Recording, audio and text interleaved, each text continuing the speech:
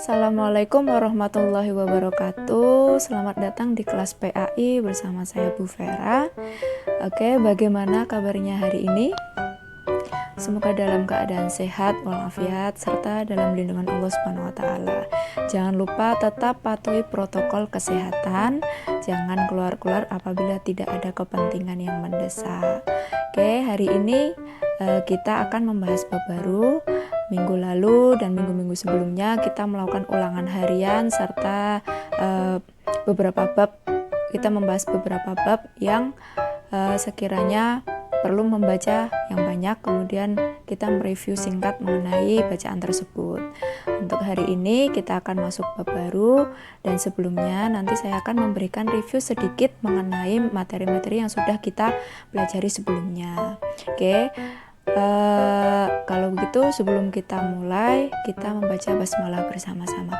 Bismillahirrohmanirrohim. Oke, sebelum kita masuk video pembelajaran, mari kita lihat video yang satu ini.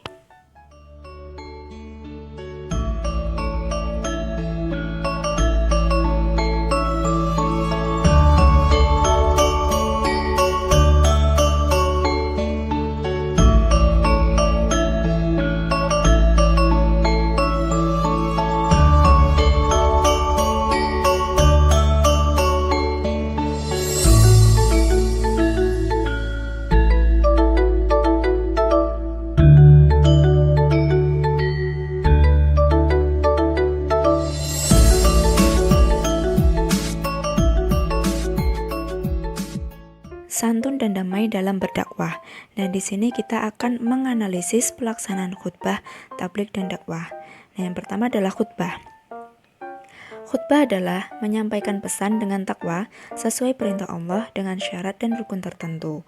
Khutbah terdiri atas dua bagian, yaitu dilakukan sebelum atau sesudah sholat dan khutbah yang tidak berkaitan dengan sholat. Orang yang melakukan khutbah disebut dengan khotib dan harus laki-laki. Contohnya, khutbah Jumat, khutbah sholat idain atau sholat 2 hari raya, Idul Fitri dan Idul Adha, khutbah sholat khusyuf dan sholat kusuf, khutbah sholat istisqa, khutbah ketika wukuf di padang Arafah, dan khutbah nikah. Syarat khotib, yaitu muslim yang telah balik, berakal sehat, dan taat beribadah, mengetahui syarat, rukun, dan sunnah khutbah, suci dari hadas, baik badan maupun pakaian, serta tertutup auratnya, fasih mengucapkan ayat Al-Quran dan hadis, memiliki akhlak yang baik, tidak tercela di mata masyarakat, dan tidak terbiasa melakukan dosa, kemudian berpenampilan baik, rapi, dan sopan. Syarat-syarat dua khutbah. Khutbah sholat Jumat disampaikan sesudah masuk waktu duhur dan sebelum pelaksanaan sholat, sementara untuk khutbah pada sholat idain, sholat khusyuf dan kusuf serta sholat istiqo dilakukan setelah selesai sholat. Kemudian berdiri jika mampu, duduk sebentar antara dua khutbah. Kemudian suara khotib harus jelas dan dapat didengar oleh jamaah agar dapat didengar nasihat dan wasiatnya. Nah, saat ini khutbah dapat menggunakan pengeras suara, televisi atau monitor sehingga jamaah yang berada jauh atau di ruangan lain dapat mendengar atau melihat khotib. Kemudian tertib, yakni berturut-turut antara khutbah pertama dan khutbah kedua. Seperti terdapat dalam sabda Rasulullah SAW. Jabir bin Samurah berkata, Rasulullah SAW berkhutbah dengan berdiri, dan beliau duduk di antara dua khutbah, membaca beberapa ayat Al-Quran dan mengingatkan manusia. Hadis riwayat Abu Daud. Kemudian hadis lain mengatakan, Jabir bin Abdullah radhiyallahu anhu berkata, bila Rasulullah SAW berkhutbah, kedua matanya merah, tinggi suaranya, dan penuh semangat bagi orang seperti orang yang panglima yang memperingatkan datangnya musuh yang menyergap di saat pagi atau sore. Hadis riwayat Muslim dan Ibnu Majah. Kemudian rukun khutbah, yaitu yang pertama, membaca hamdalah pada kedua khutbah. Kedua, membaca syahadatain atau 2 kalimat syahadat. Yang ketiga, membaca sholawat kepada Nabi Muhammad SAW. Yang keempat, berwasiat kepada jamaah yang berisi ajakan untuk meningkatkan iman, takwa, ibadah, serta nasihat agar beramal soleh yang bermanfaat bagi kehidupannya. Nah, yang kelima, membaca ayat suci Al-Quran. Yang terakhir, berdoa pada khutbah kedua untuk memohon ampunan, kesejahteraan, dan keselamatan bagi kaum muslimin dan muslimat, baik di dunia maupun di akhirat. Kemudian ada sunnah-sunnah khutbah. Yang pertama, khutbah disampaikan di tempat yang lebih tinggi atau di atas mimbar. Kedua, khutbah disampaikan dengan kalimat yang jelas, sistematis, dan temanya sesuai dengan situasi dan kondisi yang terjadi. Yang ketiga, dalam menyampaikan khutbahnya, khatib hendaklah memperpendek khutbah, jangan terlalu panjang. Yang keempat, khatib disunahkan membaca Quran surat Al-Ikhlas ketika duduk di antara dua khutbah. Dan yang terakhir, khatib hendaklah menertibkan rukun-rukun khutbah, yaitu dimulai dari membaca hamdalah sampai rukun yang terakhir, yakni berdoa untuk kaum muslimin. Selain mengetahui tentang khutbah, di sini kita juga harus tahu mengenai adab sholat Jumat, yaitu hendaklah berangkat ke masjid lebih awal. Nah, hindari datang ketika khatib itu sudah menyampaikan khutbahnya, karena sholat Jumat kalian itu tidak dicatat oleh malaikat. Kemudian isilah saf yang kosong. Nah, kemudian mengerjakan sholat tahiyatul masjid sebanyak 2 rakaat. Kemudian memperbanyak zikir, berdoa, membaca sholawat Nabi atau membaca Al-Quran dengan suara pelan sebelum imam naik mimbar. Kemudian mendengarkan khutbah. Nah, tidak boleh berbicara, menegur dengan sopan jamaah yang mengantuk atau tidur sehingga tidak mengetahui isi khutbah.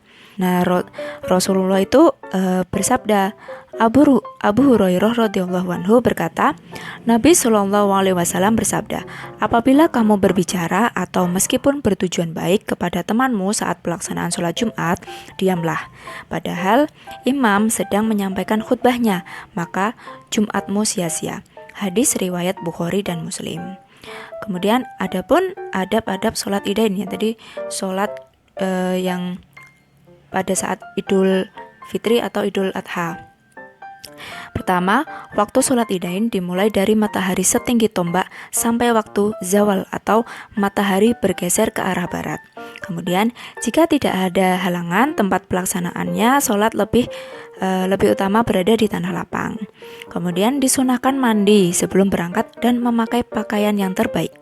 Kemudian disunahkan untuk makan terlebih dahulu sebelum sholat Idul Fitri dan tidak makan dulu sebelum sholat Idul Adha.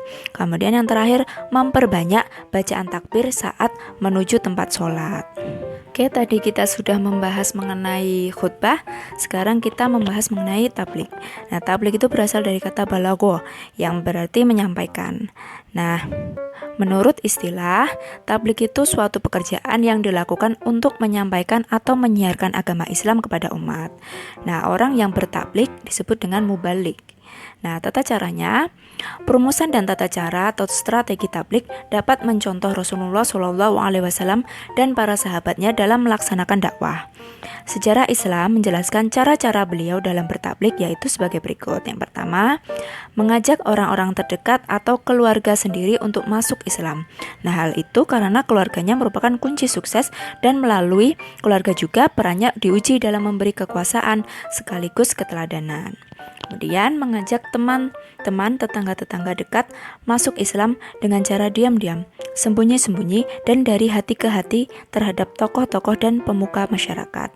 Kemudian mengajak masuk Islam masyarakat luas dengan cara terang-terangan, yaitu setelah tersusun kekuatan dan dukungan baik dari pihak keluarga maupun dari tokoh-tokoh masyarakat dan tetangga dekat sebagaimana dijelaskan dalam Quran surat Al-Hijr ayat 94. Berdasarkan cara-cara yang dilakukan Rasulullah, ada beberapa hal yang patut dijadikan pedoman, yaitu kekuatan keimanan dan kesabaran adalah kunci dari keberhasilan tabligh. Artinya, jika ingin meraih kesuksesan, profesi ini memerlukan landasan dan tahapan yang jelas. Hal ini dapat kita contoh dari cara dan strategi yang dilakukan oleh para wali songo dalam menyebarluaskan Islam di Indonesia, khususnya di Pulau Jawa. Ada beberapa faktor penyebab kurang berhasilnya tabligh dewasa ini, yaitu baik berasal dari mubalik maupun juga dari masyarakat. Di antara faktor itu adalah karena adanya kelemahan sikap atau ketidaktegasan sehingga mengantarkan hancurnya kedisiplinan. Adanya lemah hati sehingga menyebabkan rapuhnya cita-cita. Adanya lemah pikiran sehingga menjadikan problematika tidak cepat terselesaikan. Dan yang paling parah adalah lemahnya iman yang mengakibatkan begitu mudah masuknya bujuk rayu nafsu dan godaan duniawi. Jadi, perlu adanya perubahan dalam strategi tablik dalam masyarakat modern. Nah, sekarang praktik bertablik. Nah, mempraktikkan tablik yang baik dan benar dilakukan dengan melihat praktik yang dicontohkan oleh Rasulullah dan para alim ulama. Mereka menempuh jalan persuasi dan mengedepankan pendekatan sosial budaya masyarakatnya. Maksudnya itu, mereka itu tidak menempuh jalan konfrontatif, teror, dan radikal, tetapi sebaliknya menerapkan seruan yang sebenar-benarnya, yaitu bil hikmah wal mau'izatil hasanah. Untuk melakukan peragaan atau praktik bertablik, lakukanlah langkah-langkah ini ya.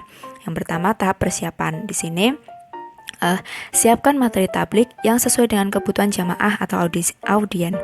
Kemudian tahap pelaksanaan, sampaikan informasi yang jelas, singkat, padat, dan dengan bahasa yang sederhana, serta dapat dimengerti dengan menggunakan sarana penunjang yang memadai atau mendukung.